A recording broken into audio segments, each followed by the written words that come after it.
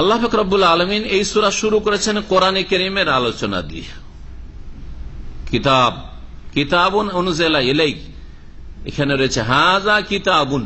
কিতাবুনটি আরবি গ্রামারে খবর, এটি হচ্ছে একটি পুস্তক, মহাগ্রন্থ। কিতাবুন নাকেরা, মহাগ্রন্থ, কিতাবুন আজিম, মহাগ্রন্থ। উনজিলা ইলাইকা, যা হে নবী তোমার প্রতি অবতীর্ণ করা হয়েছে, নাজিল করা হয়েছে। ফালা ইয়াকুন ফি সাদরিকা হারাজুম মিনহু, সুতরাং সেই সম্পর্কে তোমার অন্তরে যেন কোন রকমের সংকীর্ণতা না আসে। নবী করিম সাল্লাল্লাহু আলাইহি ওয়াসাল্লামের অন্তরে সংকীর্ণতা যেন না আসে, কথা আল্লাহ পাক যে তাকে উপদেশ দিচ্ছেন বা হুকুম দিচ্ছেন, এটা কি ধরনের সংকীর্ণতা?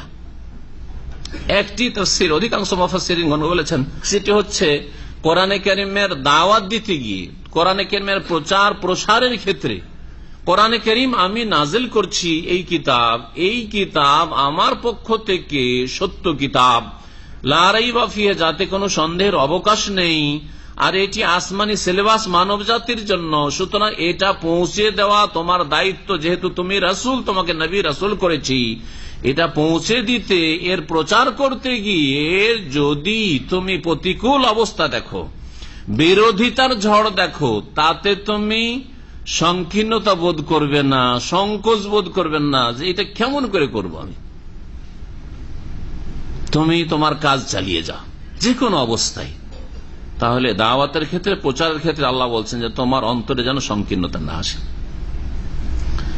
এই একটি ব্যাখ্যা। আর এক দল বলছেন যে তোমার অন্তরে যেন এই কিতাব সম্পর্কে কোন রকম সংকীর্ণতা না আসে।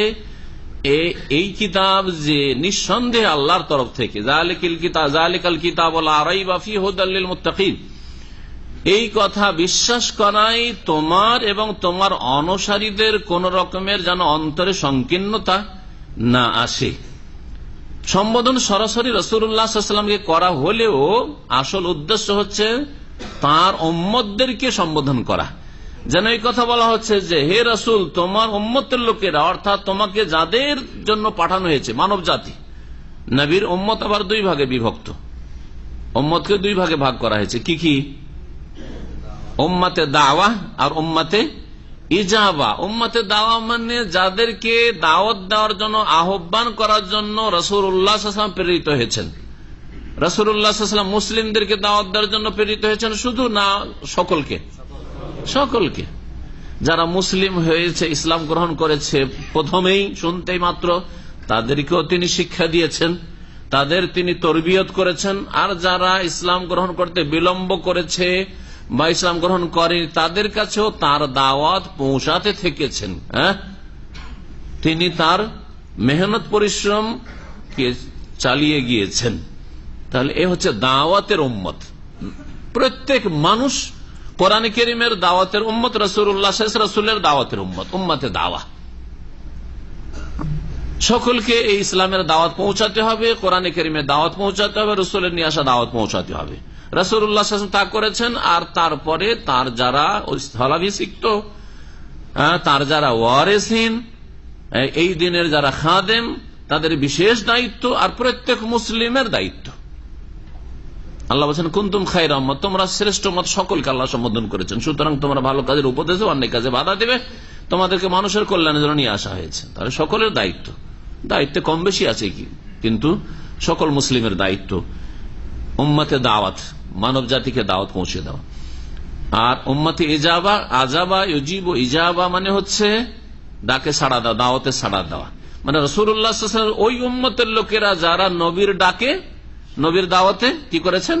লাব্বাইক বলেছেন, কালেমায়ে শাহাদা পাঠ করেছেন, ইসলাম কবুল করেছেন। জি,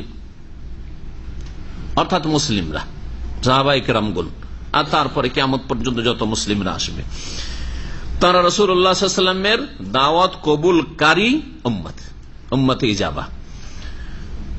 তো এই আয়াতে যেন সম্বোধন করা হয়েছে সকল মানুষকে, যে হে মানুষ, কোরআনে কারীম যেহেতু আল্লাহর পক্ষ থেকে নাজিল করা হয়েছে, আল্লাহর কিতাব, আল্লাহর আসমানি সিলেবাস, সুতরাং এতে যেন তোমার অন্তরে সংকীর্ণতা না আসে যে এটা মানবো না, ওইটা মানবো না, এটা মানার মতো, এটা মানার মতো না, এটা ঠিক ওইটা ঠিক নয়, এটা যেন না হয়। তোমার যে কোনো মানুষকে যেন সম্বোধন করা হয়েছে পরোক্ষভাবে। কোরআন কেন আল্লাহ নাজেল করেন তার উদ্দেশ্য, কোরআন যখন নাজেল হয়েছে মানুষ কয় ভাগে বিভক্ত হয়েছে?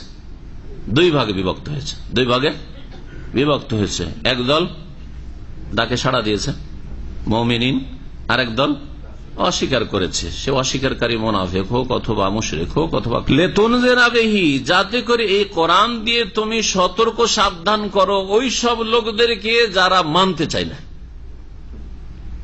কোন কথা যদি মানতে না চায় তখন ওয়ার্নিং দেওয়া লাগে, ঠিক না?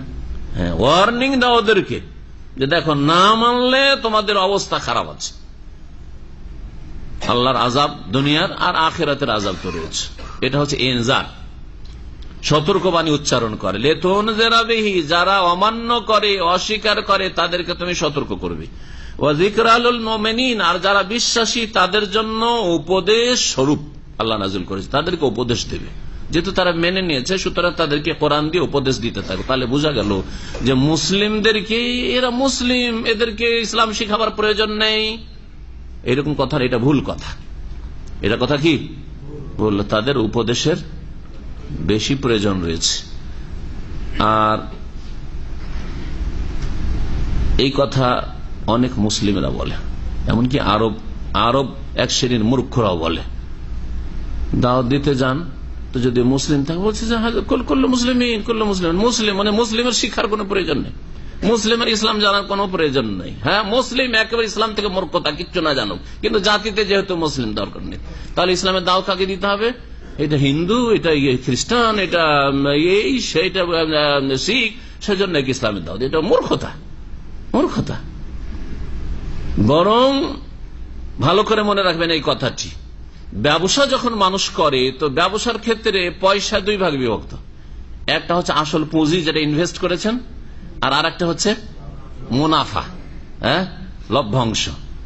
কোনটা আপনার কাছে বেশি গুরুত্ব রাখে? লাভটা, মুনাফা বেশি? হ্যাঁ, পুঁজি থাকে আর না থাকে লাভটা বেশি করে করতে হবে। বোঝা গেছে? পুঁজি টিকুক আর না টিকুক, কাস্টমার পেয়ে গেলে 10 টাকার জিনিস 50 টাকা বিক্রি করব, বাজারে 30 টাকায় পাওয়া যাচ্ছে, পেয়েছি তখন একে লুটে নে। ও কোনদিন ব্যবসায় সাকসেস হতে পারবে? কোনদিন পারবে না। 2-4 দিন কাস্টমার পাবে, যখন কাস্টমার মার্কেট সম্পর্কে জেনে যাবে তখন ওর দোকান থেকে কেটে পড়বে, কেউ আসবে না। ডাকাতি, দিন দুপুরে ডাকাতি করে, 30 টাকার জিনিস 50 টাকা নিয়েছে আমার কাছে, ঠিক না? কিন্তু যে চালাক ব্যবসায়ী 30 টাকার জিনিস 31 টাকা, ঠিক আছে, কিন্তু কাস্টমার বাড়া, আর কাস্টমারকে ধরে রাখার চেষ্টা করো যাতে করে হাত ছাড়া না হয়। জি, এতে কি হবে? 1 টাকায় লাভ হলো, কিন্তু আসল পুঁজি ঠিক আছে। আর ওই ব্যক্তির 1-2টা কাস্টমার পেয়ে তো ডাকাতি করতে পেরেছে, হ্যাঁ, কিন্তু আসল পুঁজি বসে যাচ্ছে, ভাড়া দিতে হচ্ছে আসল পুঁজি থেকে যেটা ইনভেস্ট করেছে, খরচ খরচা সব চালাতে হচ্ছে তার আসল পুঁজি খেয়ে, যার ফলে কিছুদিন পরে দোকান জিরোতে নেমে আসছে, ঠিক না? তো ঠিক মুসলিমদের অবস্থা এরকম। মুসলিম আর অমুসলিম দাওয়াত দুই শ্রেণীর মানুষকে দিতে হবে, কিন্তু মুসলিম যারা জন্মসূত্রে তারা আমাদের রাসুল মাল। ভালো করে শুনে, রাসুল মাল মানে আসল পুঁজি, আর এই ভাষায় আসল পুঁজির ওপর বেশি গুরুত্ব দিতে হবে। আসল পুঁজিতে আবার ক্ষয়ক্ষতি না হয়। কাউকে ব্যবসা করতে দিয়েছেন, আপনাকে লাভ দিক আর না দিক, বড় আশায় দিয়েছিলাম যে কিছু লাভ করে দিবে, ভাই আসল পুঁজিটা ফিরিয়ে দাও তো, চান কিনা? আমার লাভ দরকার নেই, বলেন না, বলেন না? হ্যাঁ, আসল পুঁজি আমাদেরকে মুসলিমগুলিকে রক্ষা করতে হবে।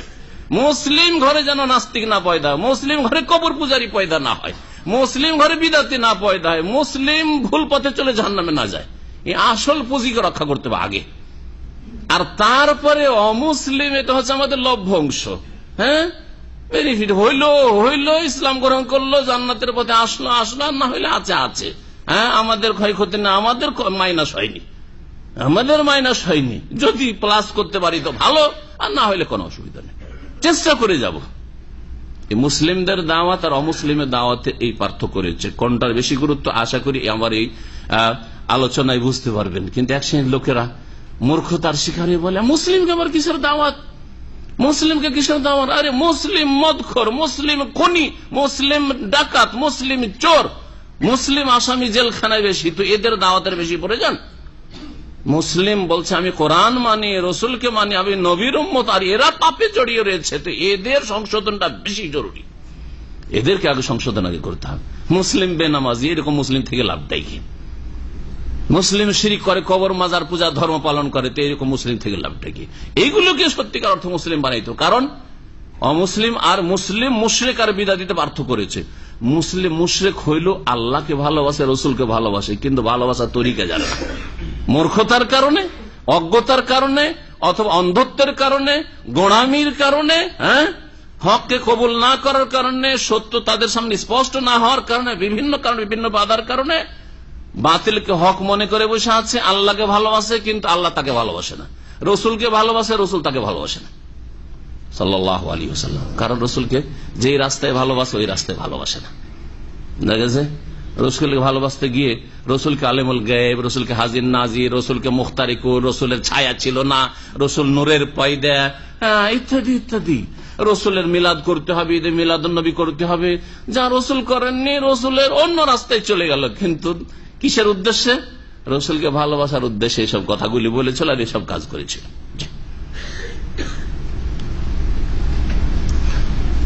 তো মুসলিমদের দাওয়াত দেওয়া বেশি জরুরি, মুসলিমদের ইসলাহ সংশোধনের কাজ করা বেশি জরুরি। তবে অমুসলিমদেরকে উপেক্ষা করবেন না, আশেপাশে তাদেরকেও দাওয়াত দিতে হবে।